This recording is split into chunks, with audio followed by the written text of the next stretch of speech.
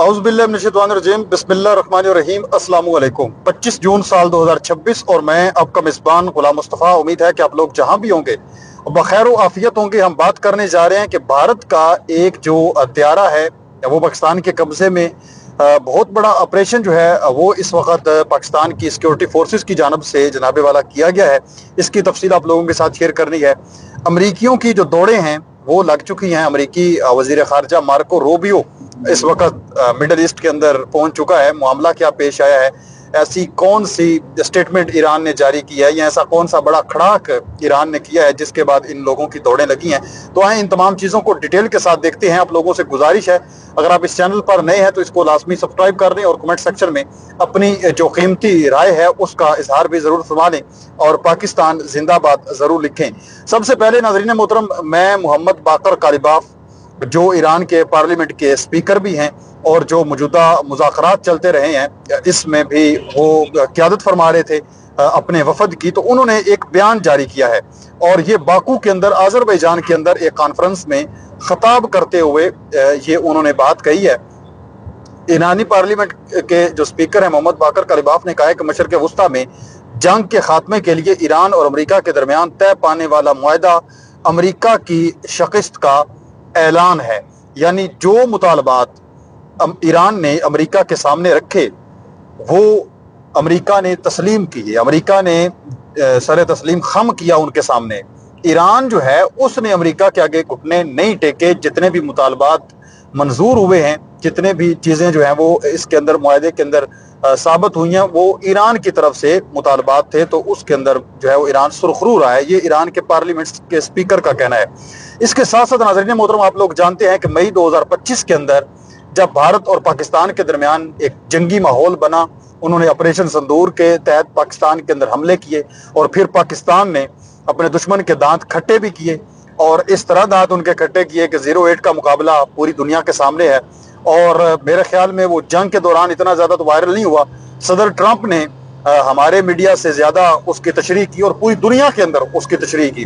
पूरी दुनिया के अंदर जो है वो जिस कंट्री का विजिट कर रहा था तो वहाँ पर ये बताता था कि मैंने दुनिया में 10 जंगें रुकवाई हैं, तो 8 जंगें रुकवाई हैं, जिसमें पाकिस्तान और भारत की जंग रुकवाई और पाकिस्तान ने भारत के 10-11 त्यारे तबाह कर दिए, अगरचे हमने 8 त्यारे तबाह किए थे। तो उस टाइम से लेकर जो एक नोटम है वो पाकिस्तान ने जारी किया हुआ था कि हमारी जो फिजाई हदूद है वो भारत के लिए बंद है, उनके हर किस्म के त्यारे के लिए बंद है। जंगी फाइटर जेट्स हों, उनके जो ट्रांसपोर्टर त्यारे हैं, वो कोई भी त्यारे हों, वो पाकिस्तान की फिजाई हदूद इस्तेमाल नहीं कर सकते और ना ही पाकिस्तान के जो त्यारे हैं वो भारत की फिजाई हदूद इस्तेमाल कर सकते हैं। तो हाल ही में उसको मजीद एक्सटेंड किया गया इस नोटम को। तो नाज़रीन मोहतरम, अभी एक ताज़ा तरीन वाक़या ये पेश आया है कि जो पीर की रात है दिल्ली से अमृतसर जाने वाला एक एयर इंडिया का जो त्यारा है वो पाकिस्तान की फिजाई हदूद के अंदर दाखिल हो गया और जिस पर भारत ने यह कहा कि इसके अंदर कोई तकनीकी खराबी आ गई थी, हमें पता नहीं चला, इस वजह से यहाँ पर जो है वो आपकी फिजाई हदूद के अंदर दाखिल हो गया। पाकिस्तानी हुकाम ने फौरी तौर पर इसकी निशानदेही करते हुए त्यारे को सख्त तरीन वार्निंग जारी की और इसे पाकिस्तान की फिजाई हदूद से फौरी तौर पर निकलने पर मजबूर किया गया। और यहाँ पर मैं समझता हूँ कि पाकिस्तान ने बड़ा एक अच्छा और बेहतरीन रोल जो है वो सफारती सतह पर अदा किया है, प्ले किया है और ये बनता भी था, क्योंकि उन्होंने कहा कि गलती से और तकनीकी खराबी की वजह से यहाँ पर आया है।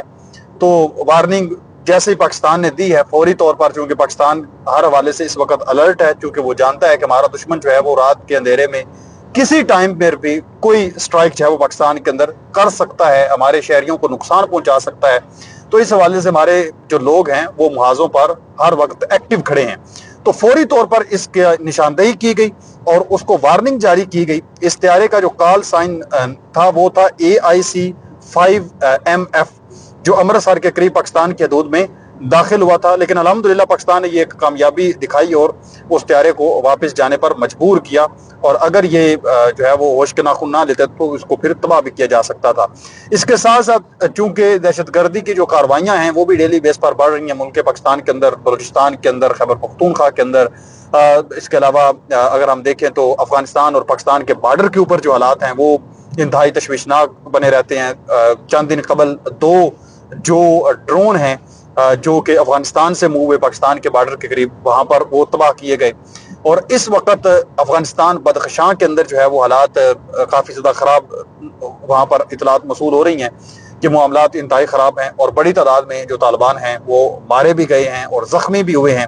اور اس کے ساتھ ساتھ اطلاعات ہیں کہ پاکستان اور افغانستان کے بارڈر کے اوپر بھی پاکستان کی سیکورٹی فورسز جو ہیں وہ ڈیلی بیس پر بڑی کامیابی کے ساتھ جو ہے وہ اس حوالے سے آپریشن کر رہی ہیں، اور ڈیلی بیس پر ہی متعدد جو ٹی ٹی پی کے دہشت گرد ہیں وہ مارے بھی جا رہے ہیں، اور پاکستان کی جو سیکورٹی فورسز کے لوگ ہیں وہ بھی اس کے بدلے میں شہید ہو رہے ہیں۔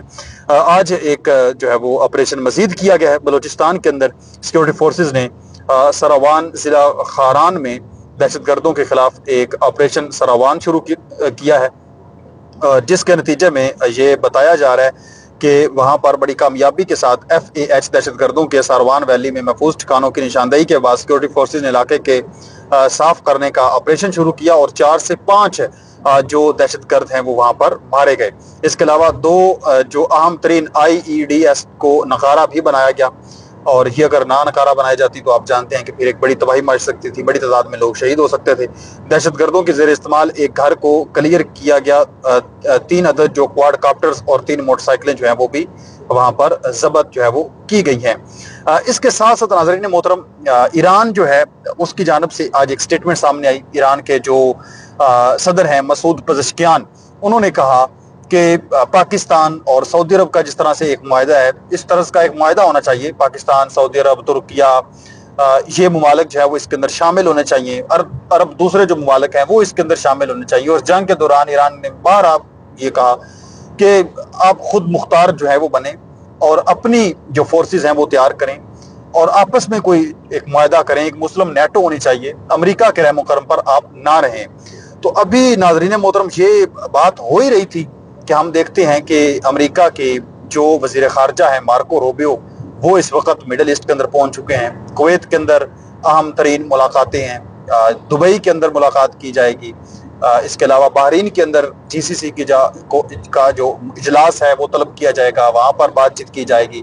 تو ان کو کیوں بھیجا گیا ہے؟ امریکی وزیر خارجہ کو اس وجہ سے یہ ہنگامی سطح پر مڈل ایسٹ کے اندر بھیجا گیا ہے کہ جو عرب ممالک ہیں ان کو وہ اعتماد ملیں کہ آپ جناب والا ہمارے اوپر اعتماد رکھیں، ہم اپنا ایئر ڈیفینس سسٹم آپ کو مہیا کریں گے، ہر طرح کی تکنیکی، اس کے علاوہ دفاعی تمام ہم آپ کو سہولیات جو ہے وہ میسر کریں گے، آپ کی حفاظت کریں گے۔ تو یہ اس وجہ سے اس وقت دوڑیں جو ہیں وہ ان کی لگ چکی ہیں، کیونکہ یہ جانتے ہیں کہ ایران نے ایسی تباہی پھیری ہے کہ ایک ہمارا دبدبا تھا، ایک روپ تھا پوری دنیا پر کہ ہم سپر پاور ہیں، تو وہ چیز ہماری اب ختم ہو چکی ہے۔ ایران نے ایسا کیا ہے ہمارے ساتھ۔ تو ایران کے جو وزیر خارجہ ہیں عباس عراقچی، ان سے آج رپورٹر نے سوال کیا کہ آپ امریکہ کے ساتھ جنگ بندی کی درخواست کیوں نہیں کرتے تھے؟ یعنی ایران جو ہے وہ کیوں نہیں درخواست کرتا تھا؟ ایران کا ہمیشہ ایک ہی بیان ہوتا تھا کہ اگر ٹرمپ نے جنگ کرنی ہے تو جنگ کے لیے تیار ہیں، اگر اس نے بات چیت کرنی ہے تو بات چیت کے لیے تیار ہیں۔ تو امریکہ بعد میں کہتا تھا کہ ٹھیک ہے جی ہم بات چیت کرنے کے لیے تیار ہیں، بات چیت ہونی چاہیے، تو آپ نے جنگ بندی کے لیے کیوں نہیں درخواست کی جس طرح سے امریکہ درخواست کر رہا تھا؟ تو اس پر عباس عراقچی نے کہا کیونکہ ہم انہیں اتنا سخت سبق سکھانا چاہتے ہیں کہ دشمن دوبارہ کبھی ایران پر حملہ کرنے کا سوچ بھی نہ سکتا۔ وہ کہتے ہیں کہ ہم نے ان کو اس طرح سے تباہ کرنا تھا، اس طرح سے ان کے اوپر جھلو پھیرنا تھا کہ یہ دوبارہ ہمت ہی نہ کریں، دوبارہ کوشش ہی نہ کریں کہ ہم نے ایران کے اوپر اٹیک کرنا ہے۔ تو یہ ناظرین محترم گزشتہ آپ کہہ لیں کہ 10 گھنٹے کی کچھ اہم ترین ڈیولپمنٹس ہوئی ہیں خطے کے اندر، جو میں نے آپ لوگوں کے ساتھ شیئر کی ہیں۔ آپ اس تمام تر صورتحال پر کیا کہتے ہیں ضرور بتائیں۔ مزید ایسی ویڈیوز دیکھنے کے لیے اپنے اس چینل کو بھی سبسکرائب کر لیں۔ ملتے ہیں ایک اور نئی ویڈیو میں، تب تک اللہ نگہبان۔ پاکستان ہمیشہ زندہ باد۔